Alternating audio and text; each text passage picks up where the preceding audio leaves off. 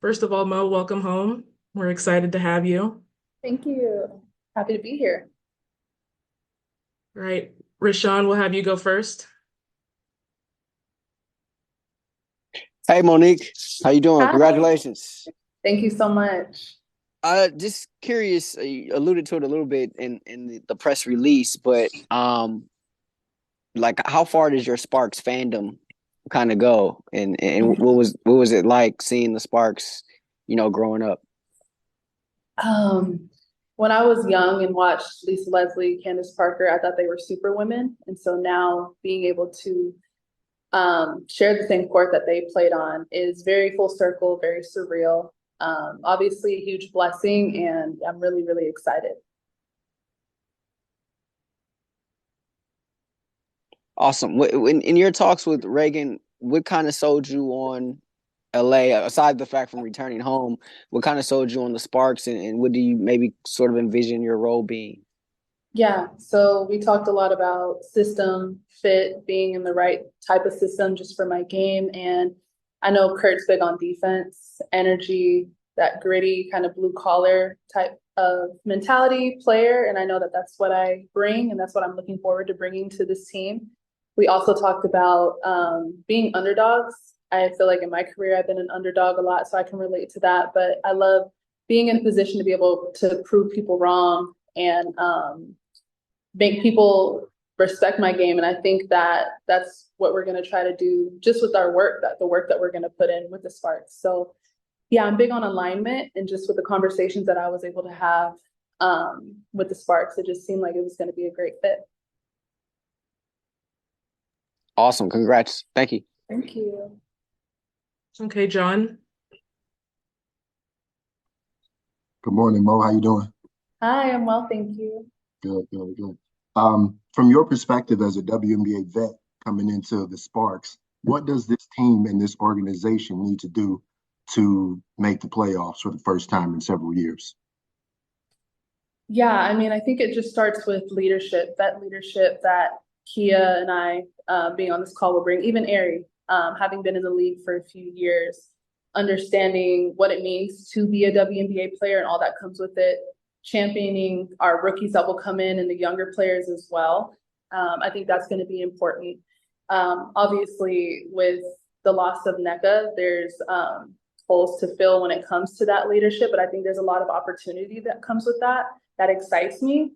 So I think it's going to be something that we'll figure out once, obviously, we start being around each other, practicing, getting that chemistry, getting in the flow. Thank you. Absolutely. Doug.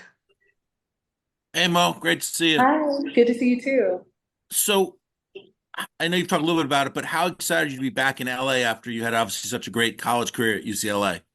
Thank you. I mean, words can't even describe it. I'm still having like pinch me moments because it really doesn't feel real, and I don't even know if it'll hit until I'm in the city practicing, doing all that stuff in the grind. But yeah, just really grateful for the opportunity. Like I mentioned, alignment, just time and place, and just for it to be the right time. It just feels like everything's working out. Really excited to get to work. And follow up, just how much has your game grown? What aspects of your game have grown since obviously you had that college career? I would say learning how to be a pro, just learning at what I'm good at, bringing that every single day. For me, there's what I can rely on is just my energy and understanding like that's my baseline. So if I'm having an off shooting night or I'm just not feeling at my best, I know that my energy is like my separator. I know that that's what my team can rely on.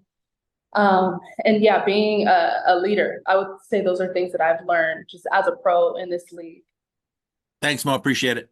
Thank you. Amanda. Hey Monique, I'm just Hi. curious about like, how are you? Welcome back. Good. Thank you. Like having seen Coach Curt Miller like as an opponent and how he coaches other teams, what do you look forward to him being your coach now? Yeah, so I mean, I mentioned energy. I think Coach Curt has a lot of energy from what I've seen on the sidelines. Like he's banging on the floor, trying to hype his team up. Like he just seems like a player's coach. When I talk to players like Courtney Williams, when I played with her in Atlanta, that's one of the things she mentioned. She was like, I miss playing for Curt. He rode for us.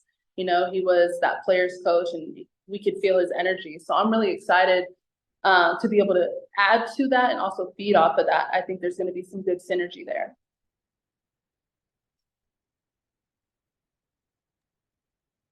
Great. Any more questions for Mo? Great. Thank you, Monique. Thank you, everybody. See you this summer. Bye.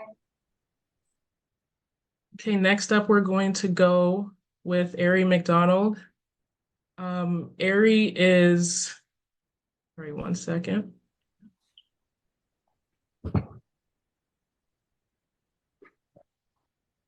Aari is in Australia, and so it's very early her time, so we really appreciate her taking the time to do this with us, and we'll open it for questions for her now.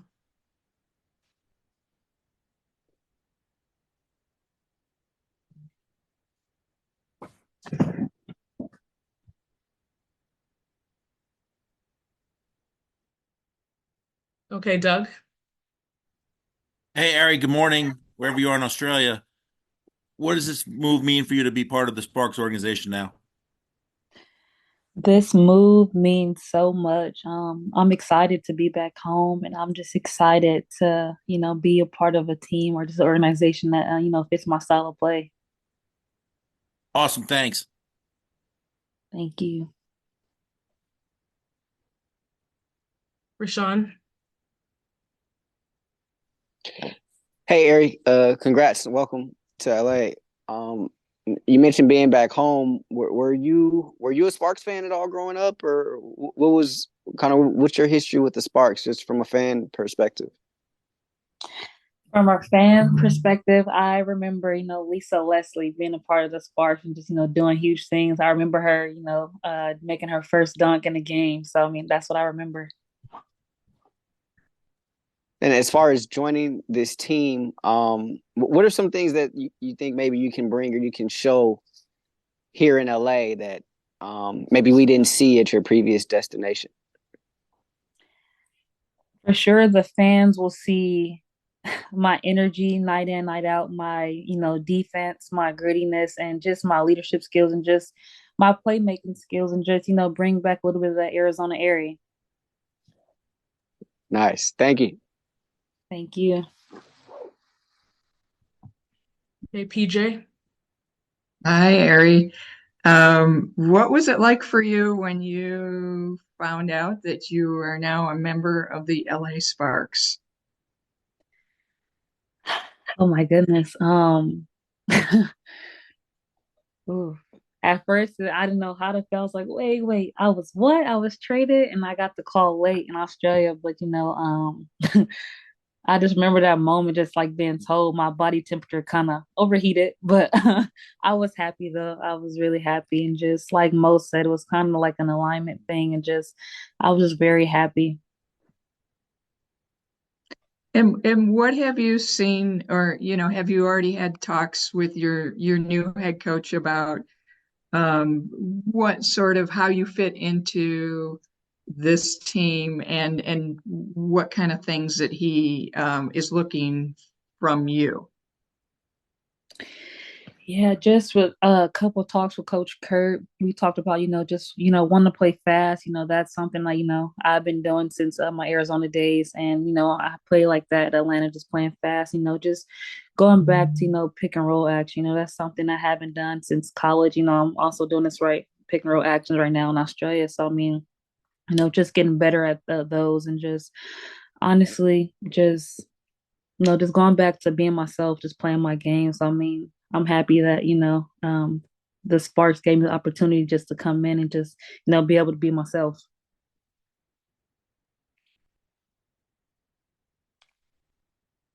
Great. John.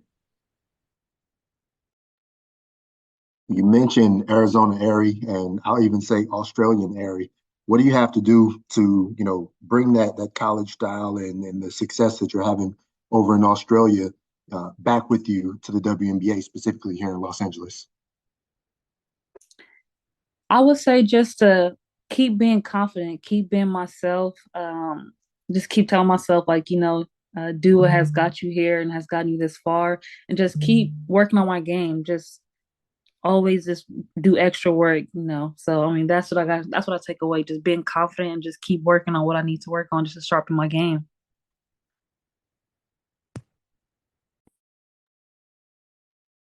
Amanda? Aari, could you just talk to me about that run that Arizona had, and just how that kind of like, what are some maybe memorable moments, or what are some key lessons that you learned that you still carry with you? Ooh, wow. Just some memorable moments for me. I would just say, I'll probably say beating UConn. That's memorable for me, and just, you know, bonding with my teammates. That's something I'll take away from that, and just, man,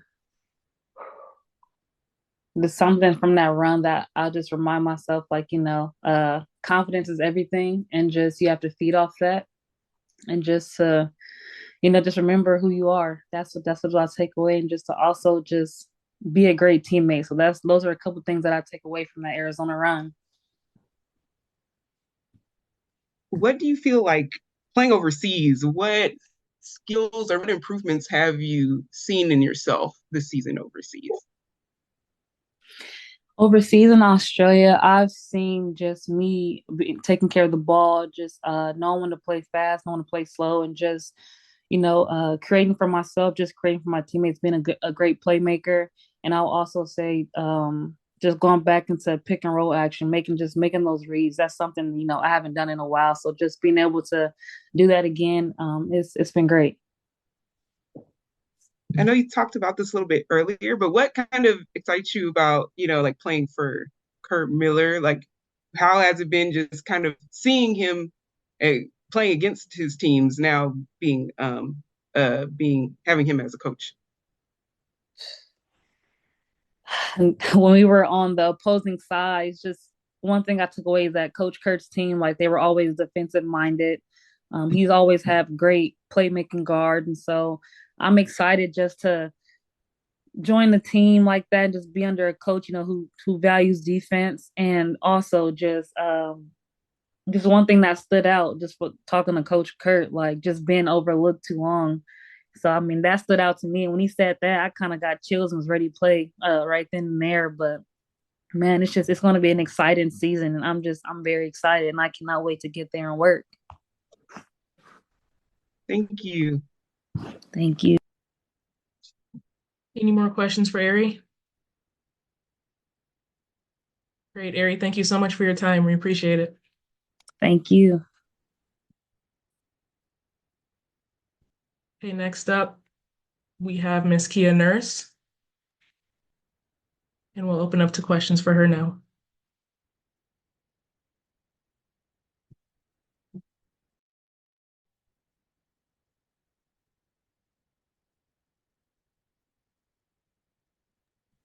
John? Yeah, how's it going? I'm good, thank you. I have some bootleg Wi-Fi, so I apologize if it cuts out. That's all good. It's all good. Um, I was kind of thinking about your career, and I feel like I could say, arguably, for a couple years there in New York, you were either, you know, their best player or top two at least. How do you get back to that in a new situation here in LA where the roster is transitioning? And I mean, maybe Curt can speak to it a little bit more, and Raegan, but I feel like there's opportunities for anyone to seize the day and be the player that they can be. Yeah, I mean, I think that's what's special about this roster right now. And I think if you listen to what Aari was talking about, obviously having the ability to play in a place where you feel like you can be yourself is a big piece of that. And in those earlier years, I did feel like myself. And obviously I went to Australia and had a couple good off seasons there as well. And the confidence built. And that was a big piece of it. You know, the last couple of years have been a little bit more difficult in the league, but I've been in different roles than I was in New York in those first 2 years. And last year, to me personally, is a bit of a write-off because you're coming off of an ACL, and I don't think I really knew what it was going to be like coming back that first year, and kind of getting it under your belt, and how difficult it is to feel like yourself again after such a long time away from the game. But in here and with the Sparks, you have an opportunity, like you said, to kind of get back to that. And I think one of the things that I really appreciate about Coach Miller and the systems that he plays in is that he does a great job of getting the best out of his players and putting them in situations where they can be successful. And so I think with my skill set and what I do well now and the things that I know that I can continue to get better at, those will be put into great use within the system here and allow me to kind of feel that confidence and more like myself to get back to that level of play. And how do you feel health-wise? I feel pretty good. I have a minor injury right now, so I won't be playing in these games with Canada. It's not a long-term thing, but it's a right now thing, so the timing just kind of sucks. So, yeah, other than that, I feel great.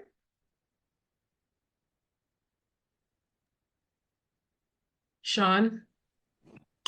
Hi, Kia. I know you sort of touched on this a little bit, but what are you most excited about with being on this new team? And you've had a pretty long career going around, so what excites you most about this team? I always get excited about new opportunities and new environments and new chapters within my career. And I think this is exactly the place where I need to be in terms of where I am and where I want to be and where I want to go. And I know that the Sparks as an organization obviously has a long, incredible history and legacy within our league. And where this team is right now, and as we're transitioning, and we'll have some young new faces on our team and some vets as well. It's a great opportunity to not only get back on the court and get back to the level of play that I want to be at, but also a challenge in terms of leadership and stepping up in that role and that veteran leader role and being a voice when the voices need to be heard, but also being somebody who leads by example. So I'm excited for that, and I'm excited for this new chapter, and I'm excited for some sun.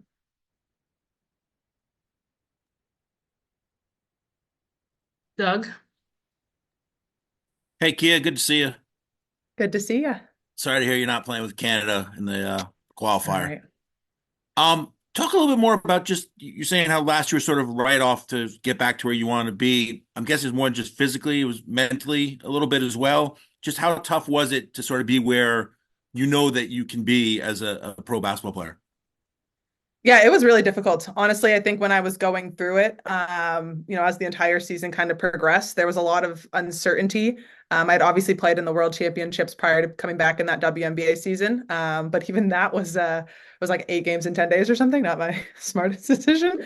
But, my knee held up and I played well in that. And so I felt really confident coming into, last season. And I just think there was difficulty in finding my footing and difficulty in finding places within that offense where I could be successful or helpful. And so mentally, it definitely took a toll. Physically, I felt really good. Like I went through the whole season. My knee was great for the 40 games that we played. But mentally, yeah, you know who you are. And when you go through an ACL or an extended period of time away in terms of an injury, it's not that you're going to come back the same person. And that's something that we really harped on when I was going through this process on the mental side. But you want to come back better than you were. And for some people, the anomalies in the world that can do it, and they come back that first year and it's like they never left. I mean, it's incredible. But for the majority of us, it's a little bit more difficult. And it's usually a lot of times that second year that you come back that you finally start to feel just like yourself. And you kind of just sit back and think, I'm never going to have to worry about that part of, that injury again or that part of my body again. And so mentally, it was definitely really difficult to feel like you weren't playing up to your potential. But you just have to find ways to block out the noise because all the people on the couch are going to tell you you're not playing to your potential, and you already know you're not playing to your potential.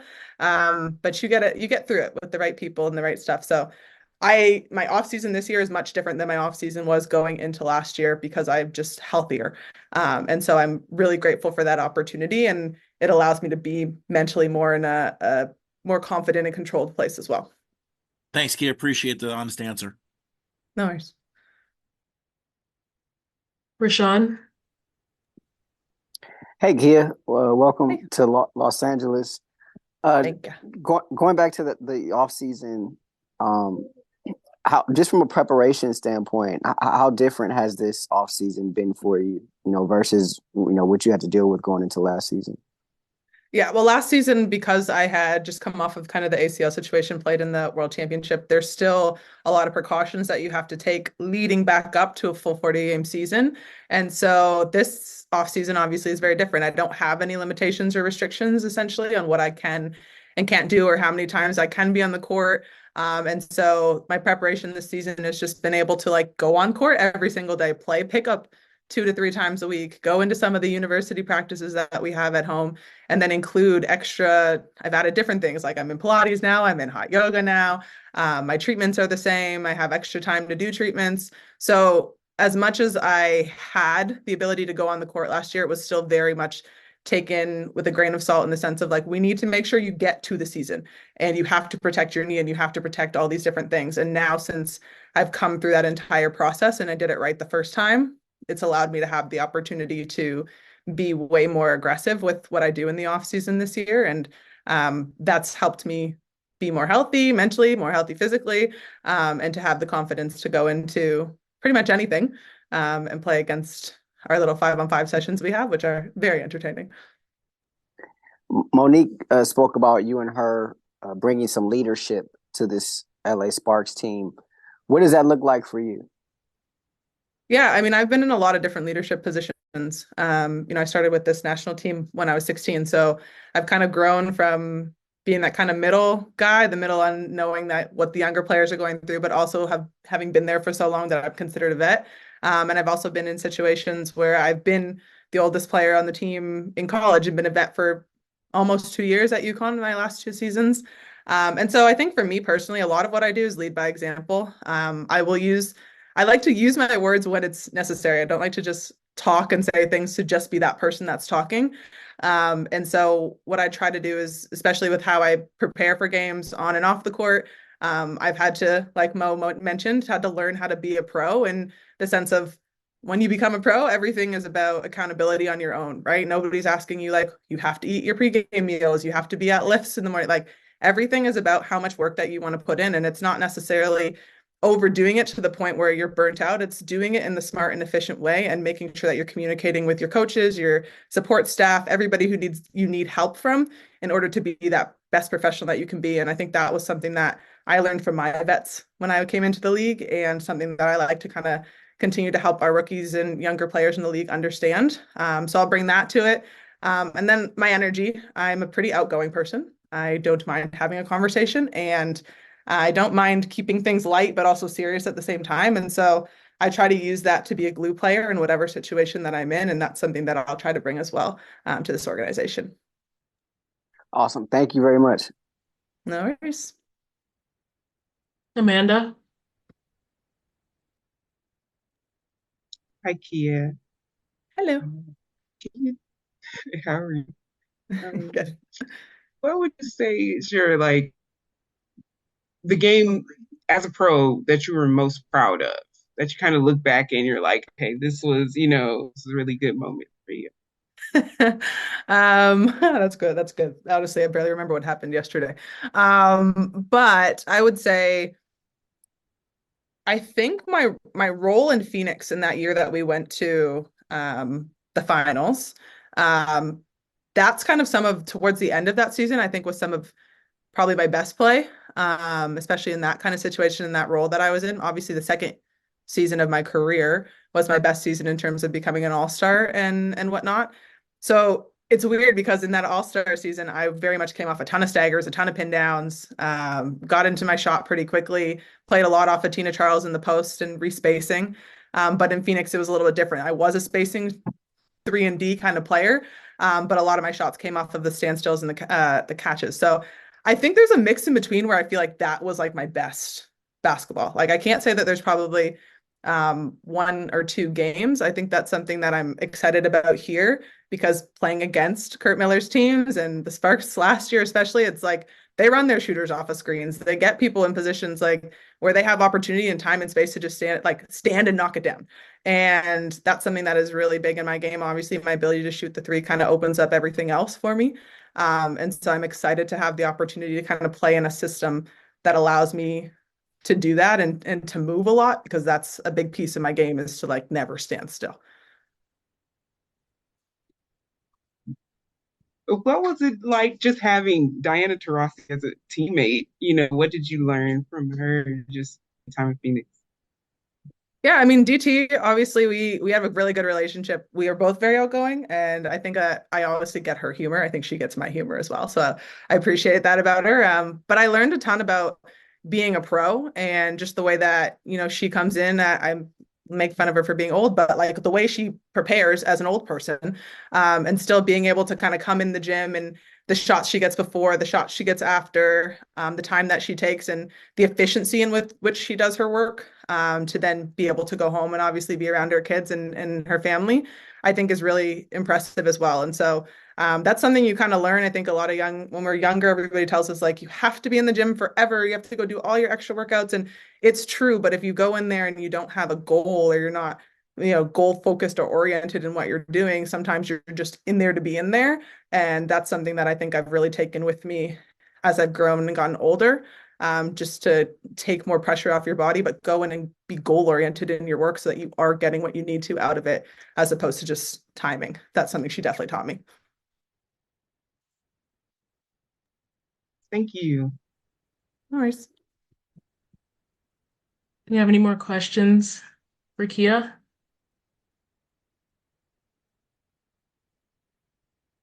Rashawn, is your hand raised still?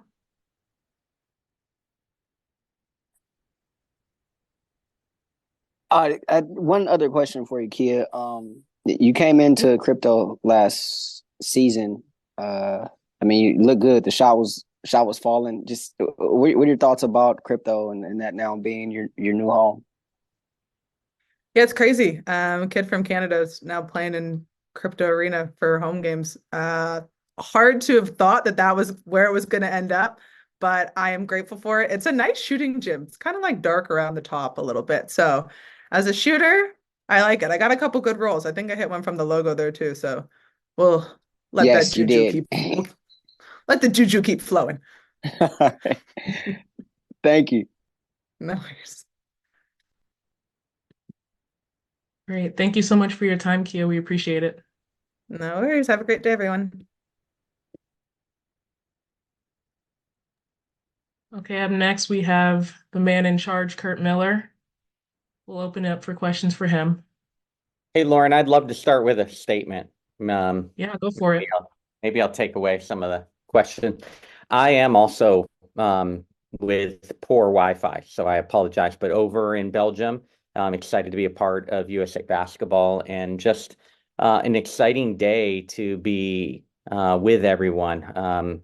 Kia's obviously in Hungary with Canada.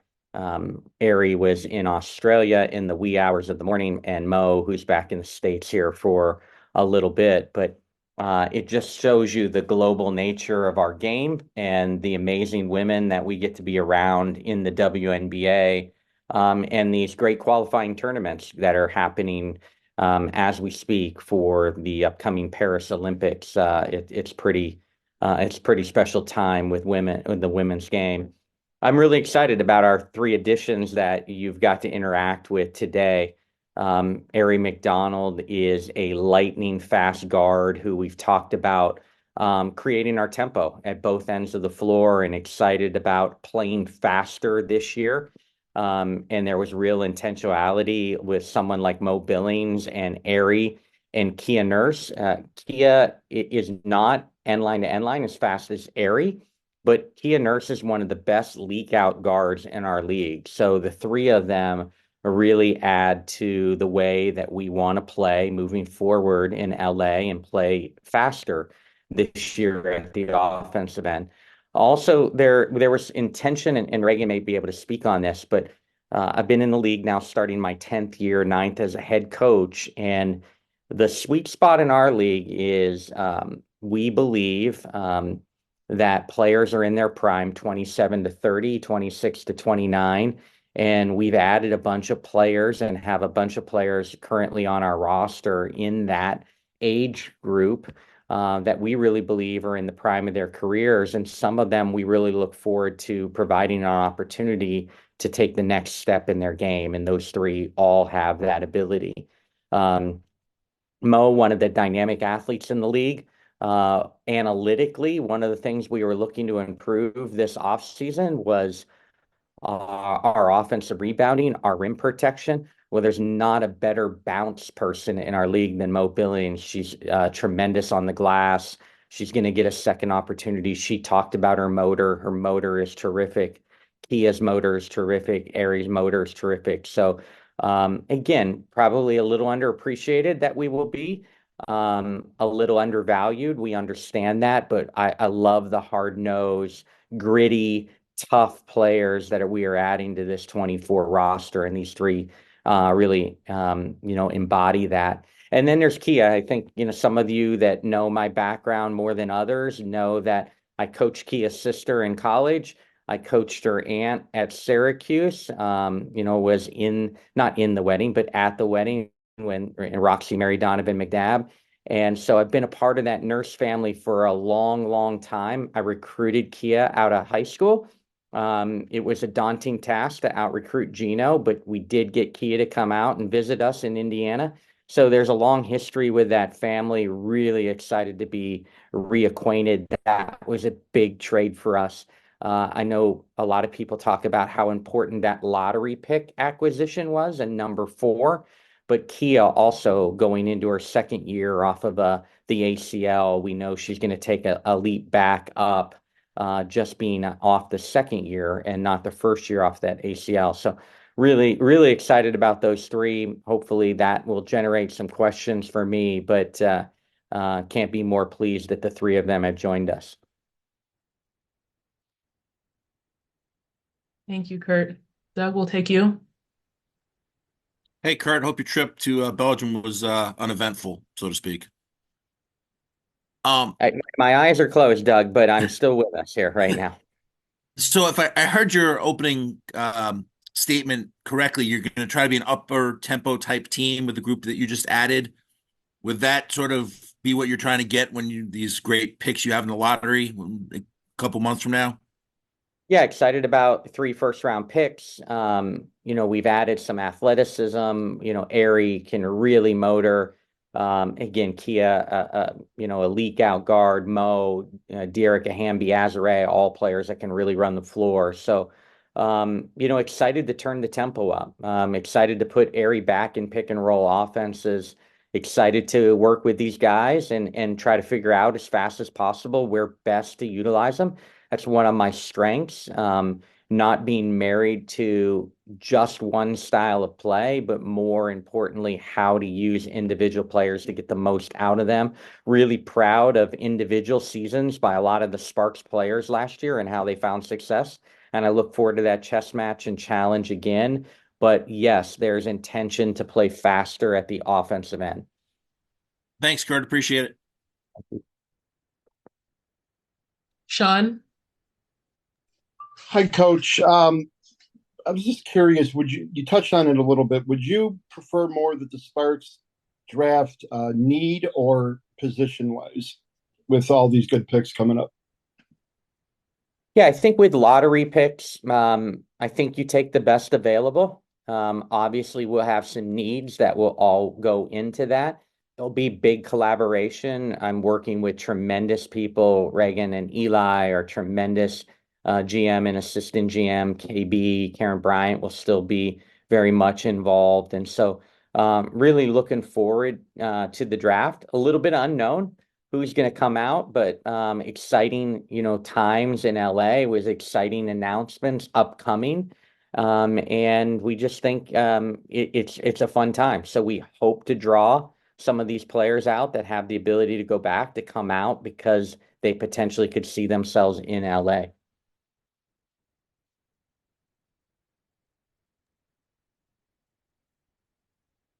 Rashawn?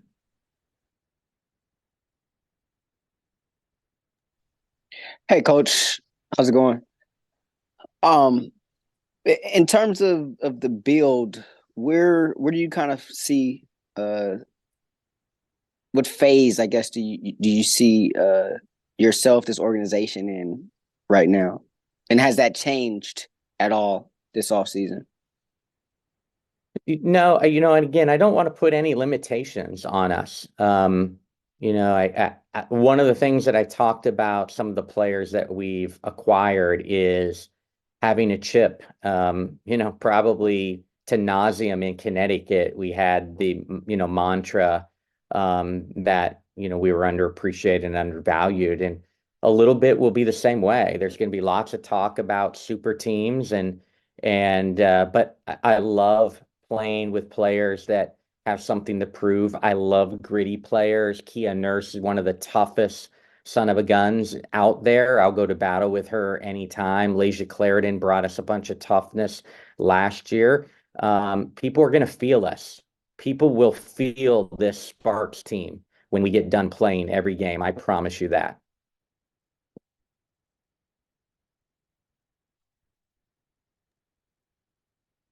John? Speaking of promises, Curt, can you promise playoffs? I mean, this is what the fans are going to be looking for. And then also, can you talk a little bit about two of these three players that we were introduced to were acquired as opposed to signed via free agency? What was it like going through this free agency process where you mostly just re-sign your own players as opposed to bringing in new players? And there's been, different talk from different players where they're saying like, things like having a dedicated practice facility matters. And I know that the Sparks don't have that. So can you kind of just talk a little bit about those? And I know I mentioned a lot of different things. Yeah, I think, free agency takes on a variety of different things. I wore that GM hat for a long time, so I'll let Raegan, talk about, some of the particulars, but, multiple ways to build teams, re-sign your own, go after, unrestricted free agents, get involved with trades, and all those areas come together as you put together a unit that you feel can bring you success and where you are in your franchise at that time. And so excited and proud of what we've been able to accomplish again, and the collaboration behind the scenes on all those conversations and all the hours of work behind the scenes that go into decision making, and excited, where we've come out. We're not done yet. At this time last year, our roster looked like one thing, and then injuries and a pregnancy and everything, changed it. So you just never know what it's ultimately going to look like when we start games in May. But I can't wait to get to work with this group that we have. And what about the playoffs? I know it'll be your second year, but is this roster, I know you can't predict exactly who you're going to draft or who you may even add to fill out the rest of the training camp, but is this roster going to be enough to make the playoffs, be one of the top 8 teams? John, as 4 straight years before I left Connecticut in the semifinals and finals, I'm wired as a coach to win. We are going to work our tails off to win. No promises where we're going to be, but that's the expectation, that this team will win.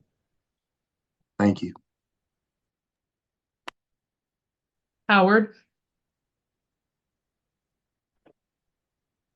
Thank you, Curt. Great to see you as always. I got two if I could. First one, just to kind of unpack what you were mentioning about Kia being in year 2 after the ACL. I know you and Raegan and Eli like to kind of dig in. I'm wondering, in your modeling, have you seen specific areas that players are particularly good second year post ACL? And if, not just in modeling, but even in your own experiences having players come back that way? Yeah, Howard, and I think you heard it from Kia. Physically felt fine. There's some mental, hurdles to get over, and are they completely comfortable doing the things that they were doing before the injury? We saw it last year, first year out of the ACL with Jasmine Thomas, and I coached her my entire career. And so, my experience in coaching women's basketball, both at the collegiate and professional ranks, is players are more comfortable, especially mentally, but also physically in that second year out of ACLs. We've seen in recent years that players are having in my opinion, more success the first year out of an Achilles injury than they are an ACL injury. And I'm not going to quote any scientific proof, but that's just how I feel and what I'm seeing with my eyes involved with women's basketball players that have not only had ACL injuries, but also Achilles injuries. Right. And then my other one, just, I'm wondering how similar the moment for you feels here ahead of about to draft 248 and how much it feels similar to that year in 2016 in Connecticut and the heels of about to draft 346. Yeah, very much. I'm glad you brought that up. We had 3-4 and made, one of the best WNBA trades in history for both franchises when we traded Chelsea Gray for the opportunity to draft Jonquel Jones. So that was 3-4-6. This is 2-4, 2-4-8. So excited again. The only pause is it's just hard to prepare because we don't know exactly who's coming into this draft, but there could be foundational pieces available, and we're excited. As the college season continues to move along and we hear more and more about who's going to come out. Appreciate your time. Thank you. PJ? Hi, Coach. When you talk about wanting gritty players and players with chips on their shoulders who are also speedy and all of this, that's Aari McDonald to a T.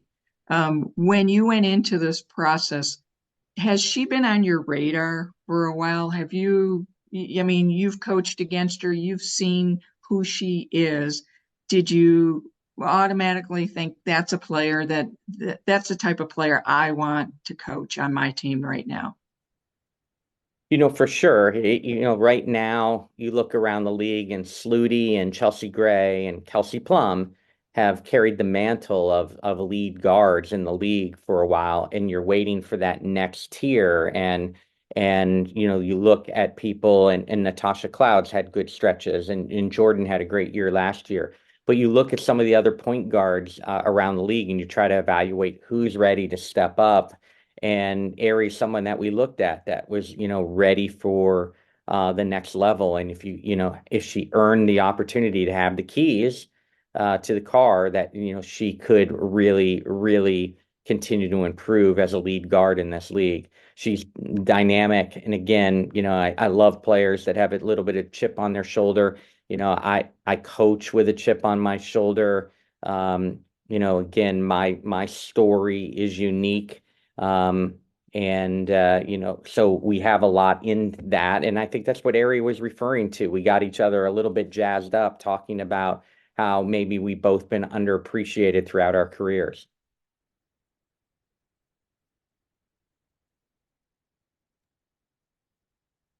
Amanda? Hi, Curt. I have a question about what was the draft, not draft, what was the process of acquiring Monique Billings? How was it just, especially with her kind of wanting to be a Spark, how was that process of courting her, getting her to join the Sparks? Yeah, I'll throw that one to Raegan, honestly. And, she had great conversations with her. We got on the phone with her. One of the things for someone like Mo, what I got to talk to her about is when in doubt, remember the letter R. And I tell Mo all the time, rebound, run, roll, and rim protect. And those are things that at times we were missing last year. So if you ever have in doubt what I'm looking for, remember the word R. Remember the letter R. I also, just your experience coaching the WNBA, what is it like coaching during an Olympic season? Because I know you guys go on a break and then, do the Olympics and come back. What are the benefits and what are the challenges? Yeah, it's a uniquely compressed season. Obviously, we're going to play a 40-game schedule in 2 quadrants before pre-Olympic, after Olympics, two segments of the schedule that are very condensed. So the cadence of games is difficult. Depth is going to be important. I like how our depth is shaping up with this squad. So I'm excited about that. I have a unique opportunity to represent the country and be over in Paris. So for me, also the staff is really important to be able to keep things up and running as we prepare for the second half and post-Olympic stretch of the season. But it's exciting for, these pros, representing your country, being able to wear those letters across your chest are truly something special. I'm humbled every day when I walk onto this court this week, walking on with the best women's players in the world. And I can't wait to get the battle in these 3 games in the next few days. I have one more question. Can you talk to me about Jasmine Thomas? She just recently announced that she retired. Like, what did it mean to you to be her coach pretty much your whole career? Yeah. Yeah, it was maybe even more emotional than I thought. Haven't coached a season as a head coach in this league that she hasn't been, a member of my teams, not one game. And I know that she was, missed a lot of the year 2 years ago, and last year wasn't completely healthy, but emotional. This season will be the first season as a head coach without Jasmine Thomas on a roster. And she meant so much more than what statistical numbers could ever tell you.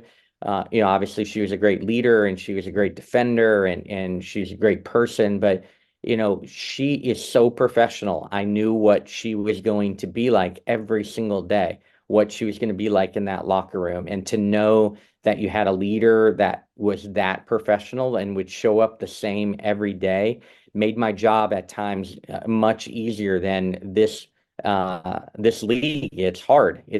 This league is not easy. So to have people by your side like Jasmine Thomas was truly special. Excited that she's a part of the league and, excited that, she'll continue to give back to this great game because she's a special one. Thank you so much. Yeah. C. Butterfield. Hey, Coach, thank you for hopping on today. Just wanted to ask about when you were talking about draft or recruiting Kia back in college and what that process was like, what you saw from her as a player back then when she was still a high school player to now when you reapproach the opportunity of recruiting her to be on your team and having those trade talks and seeing the player that she's become and now have the opportunity to coach her at this point in her career.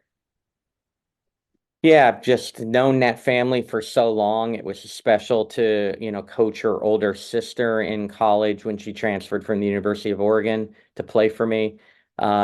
Spent so much time at that family's house up in Hamilton, Ontario.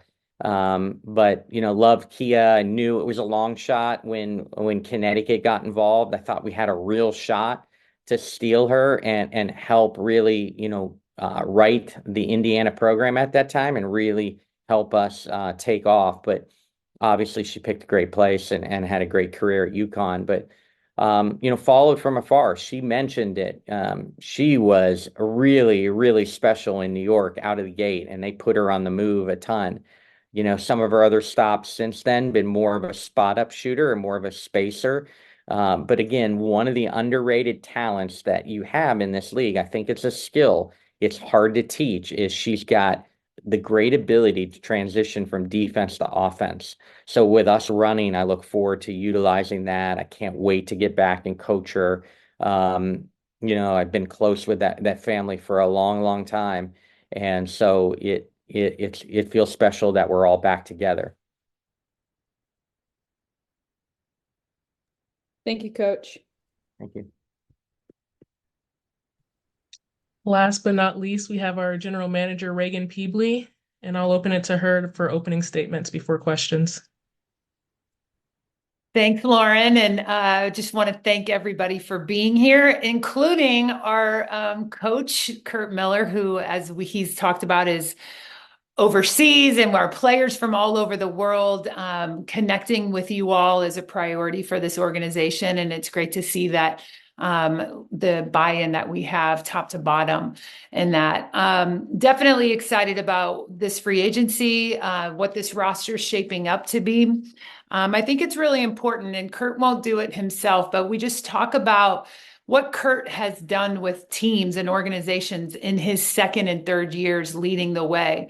Whether you're looking back at his Bowling Green days, Indiana days, what he did at Connecticut, and honestly, even what he did as an assistant coach here in LA when he first got his start. I've watched how Curt builds cultures. I've watched how he tinkers with teams, not just from a personnel way, but also strategically on the offensive end and the defensive end. He's a master coach. I think he's a future Hall of Famer. I'm not shy in saying that. And I also know no one outworks Curt Miller. No one out prepares Curt Miller. He is diving into this wholeheartedly.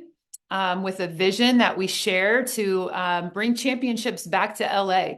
And it will not be easy. I've watched Curt do hard things before in partnership with his players, with his front office, with his community.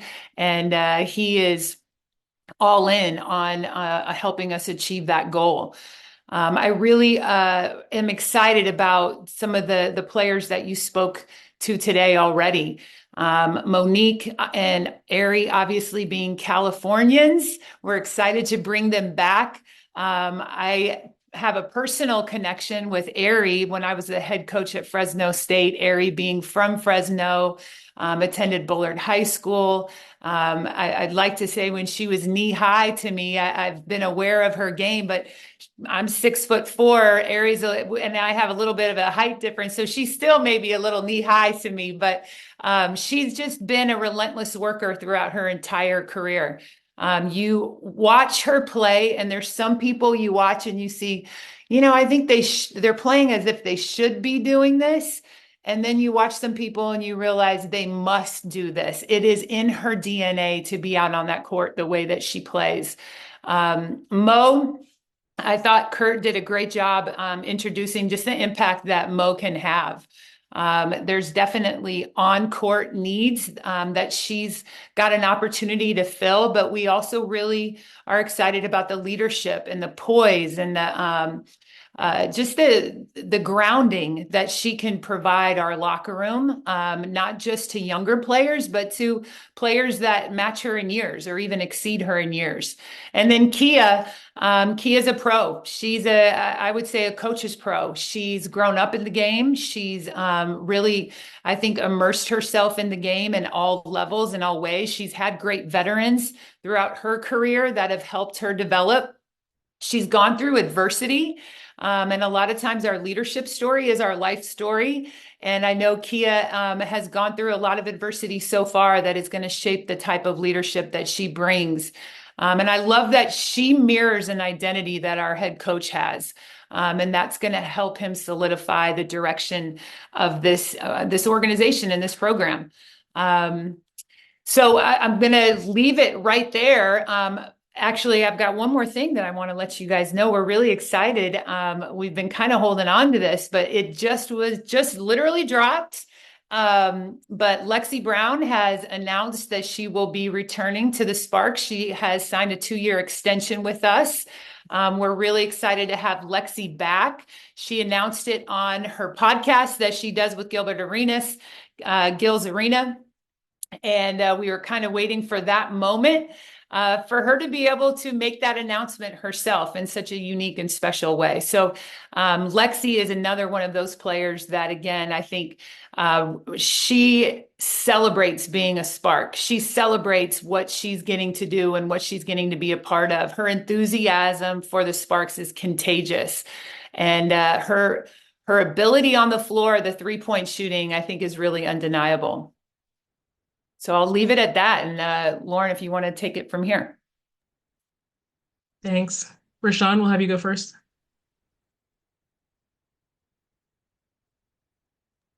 Hey, Raegan. How would you describe this first free agency period for you as the Sparks GM?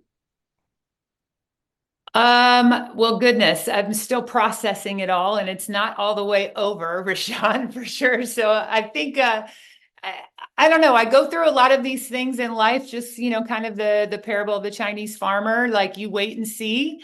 I think it's important to, learn as we go. You have a clear vision as you're moving forward. You have to be ready to pivot without compromising the integrity of your vision.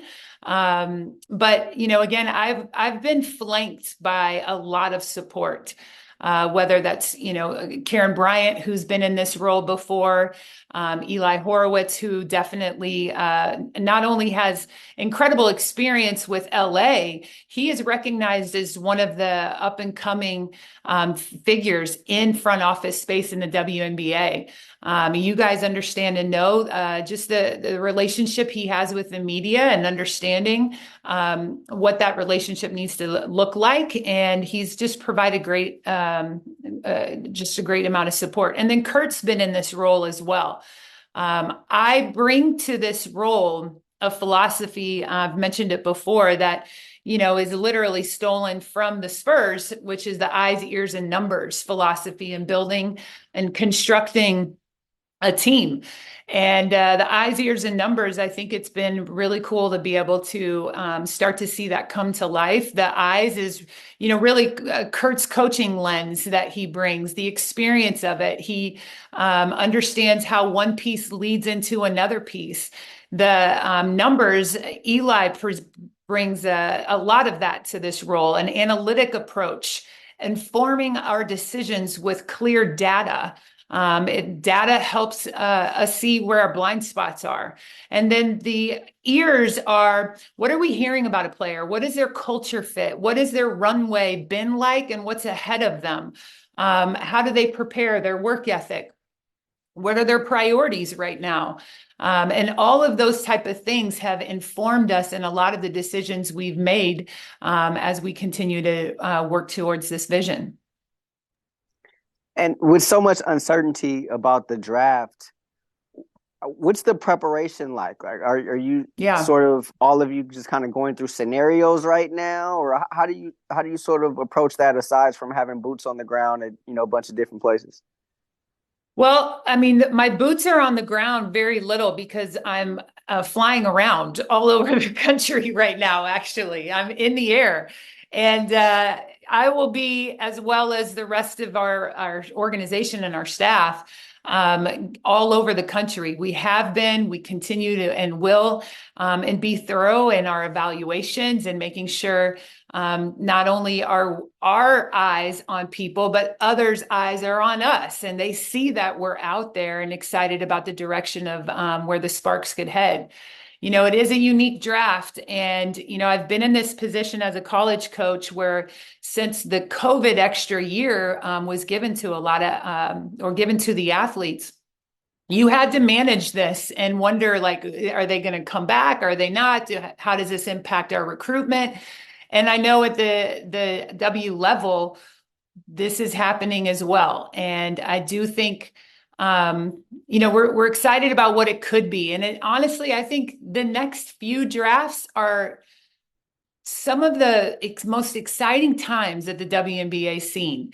And I really believe that there's a lot of attention on the 24 class, the 25 class, but I'm aware of what the 25, 26, 27, what's coming.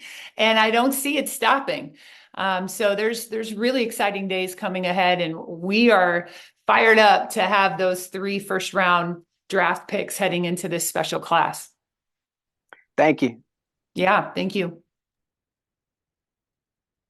John?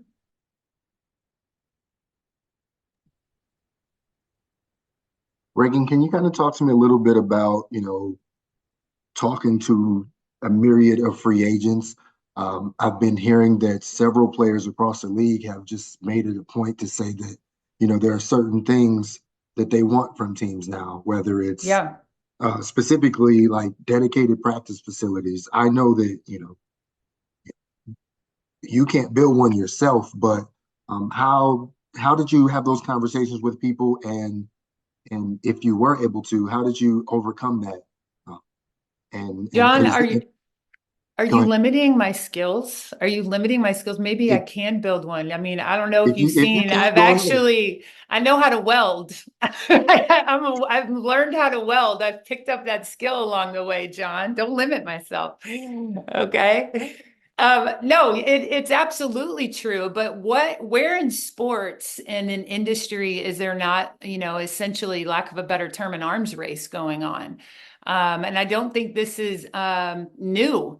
I think maybe the W is starting to see that this is the next stage of helping our organizations all grow. And I think what we'll constantly see is in different ways, different organizations raise the bar. And not only are you raising the bar, we're raising the ceiling, but we're raising the floor. There's a lot of, I think, investment going on. And there's a reason why investment is going on. It's because it's turning a profit. And we're excited about that happening here in LA as well. What I will tell you, and again, I steal all kinds of things all the time. I learn from people all the time, but there's Michael Todd, who I really enjoy listening to, and he talks about bamboo season. And what happens when bamboo is planted, it grows down before it breaks through the soil. Bamboo you won't even see it break through the soil for up to even 3 years. And then once it breaks through, you start to see it grow rapidly. It can grow 4 feet in one day. We are experiencing that stage, I think, in the LA Sparks organization where we're really close to breaking through soil. It requires patience, I realize. It requires grace.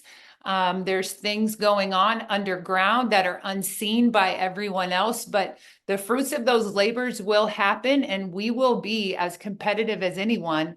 And then we will be the standard setters in what it looks like, and we'll challenge the rest of the league in how to continue to invest and grow our game. Do you think do you think we can start to see the beginning of that breakthrough this year, or is it still growing underground, to keep your analogy going? Yeah, I think bamboo season is imminent. It's coming. And I'm just going to challenge you, John. Stay faithful, man. Stay faithful. It's coming. All right, I'll stick with you. Thank you. Thank you. Howard. Raegan, appreciate your time. Gonna have to ask you about the welding at some point. Oh yeah, because anytime. That sounds really interesting. But so more to the topic at hand. Obviously, you announced Lexi announced that she's coming back. You talked a little bit about her work as a shooter and a spacer. Of course, in the 12 games she played last year, we saw her career high in minutes.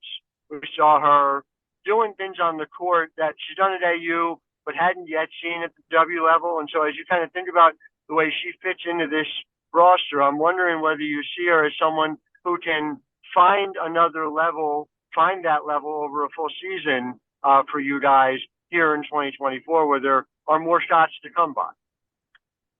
Yeah, I look forward to the welding conversation, Howard. I'm happy to do that anytime. But what I will tell you, as you know about Curt has partnered throughout his career with athletes and helping them have career seasons. So Lexi having the career minutes that she had, and definitely nearly the 42% from the 3-point range last season, I think is a testament to her process, her journey, her work, but also Curt partnering with players and helping them have those kind of career seasons. He does a phenomenal job of putting players in positions to play to their best, to become their best. Kia mentioned it. I believe Mo mentioned it as well.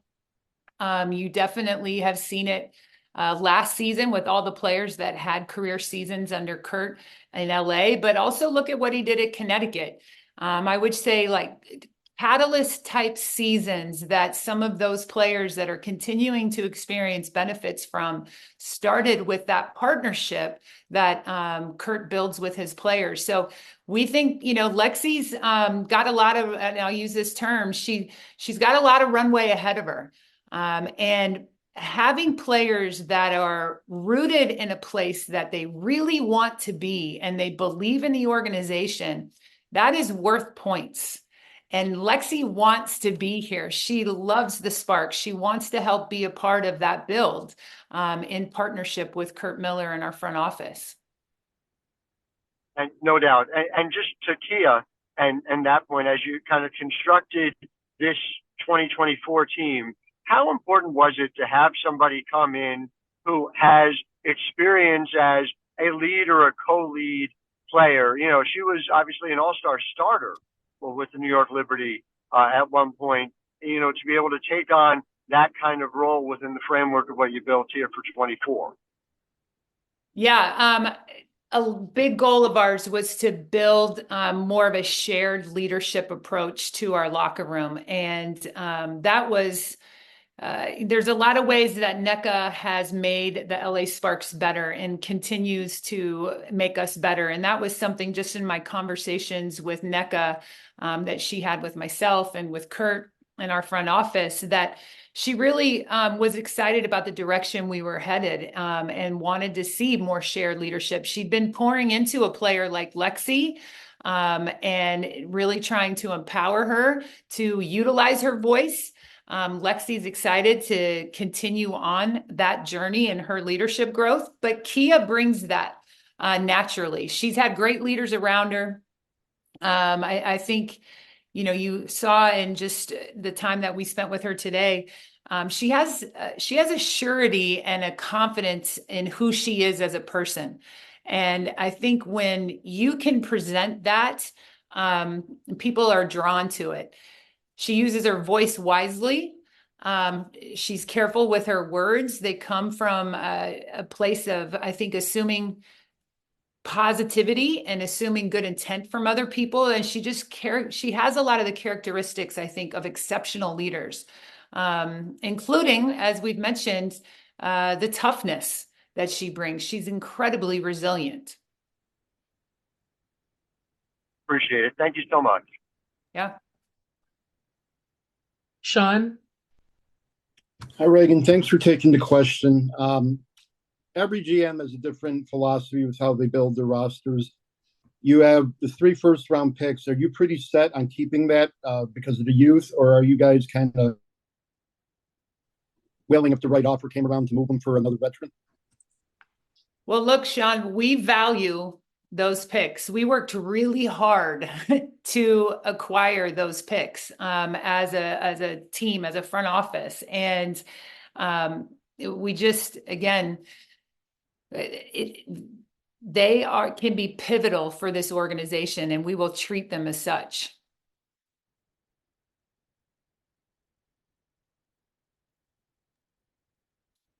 Amanda?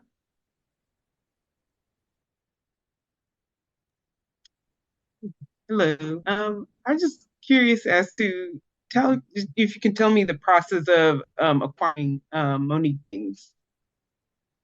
Yeah, well, Monique was somebody that we had identified just, again, due to the growth that we knew we needed to make in improving our rim protection, improving our rebounding, continuing to build off the defensive identity that Curt's tried to instill with this team and organization. And I teased Curt a little bit, and he'll tease right back. Curt was known for so long as being kind of an offensive savant. And now everybody talks about Curt being this defensive coach, So he's got both ends of the floor taken care of. And what I know is you can't score unless you have the ball. And Monique is a possession getter for you. She's going to be able to allow of optionality for Curt in their defensive schemes, especially in ball screen defense and interior defense. I think she's got switching ability, but she finishes possessions with rebounds. She gets deflections. She can acquire steals. And she can also get you additional possessions on the offensive end. Offensive rebounding was something we wanted to get better at as well, and just making sure we were continue to shore that up. So as we spent time with her on the phone and through the free agency process, it became clear that as much as we needed her, she wanted to be back in LA.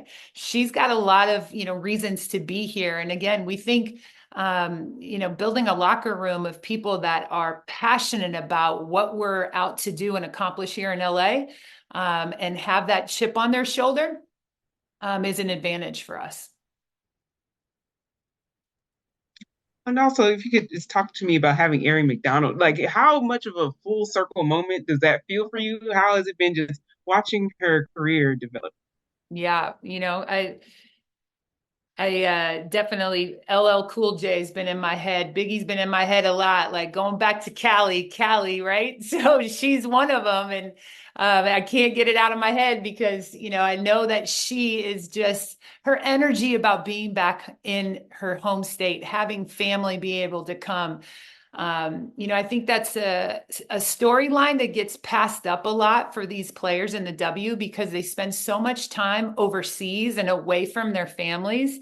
And then if they're playing in a market that is outside of, easy access to their families, that's more time spent away. And now Aari's going to be able to have that kind of support and crowd and energy there cheering us on. And becoming real diehard Sparks fans for us. But what we are really trying to do, as it's been mentioned through Curt's comments, of playing up-tempo style basketball and watching Aari throughout her high school days, her college days, so far at the W, that's really the core of who she is as a player, is a pace setter. She collapses the defense and compromises the paint quickly. She's going to force defenses into crisis mode because of her aggressiveness and her ability to play 94 feet so quickly. She also does a great job of slowing down other people's paces as well, with her ability in ball stopping and ball screen defense as well. So there was just, again, similar to how, my conversation about Monique, we just really thought, man, so many benefits to having Aari here, especially when we can surround her with great three-point shooters. We're going to provide a lot of space for her to be able to operate.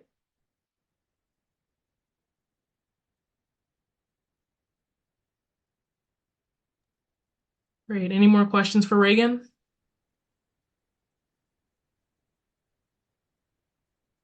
Okay, awesome. Thank you, media, for joining today. Your coverage is appreciated. If you need anything else from us, let me know. You have my email, and we look forward to seeing you guys all soon. Thank you, everyone. Thanks, you. Lauren. Thank you. Thanks, Raegan. Thanks, Coach. Thank you. Have a good day. Thank you.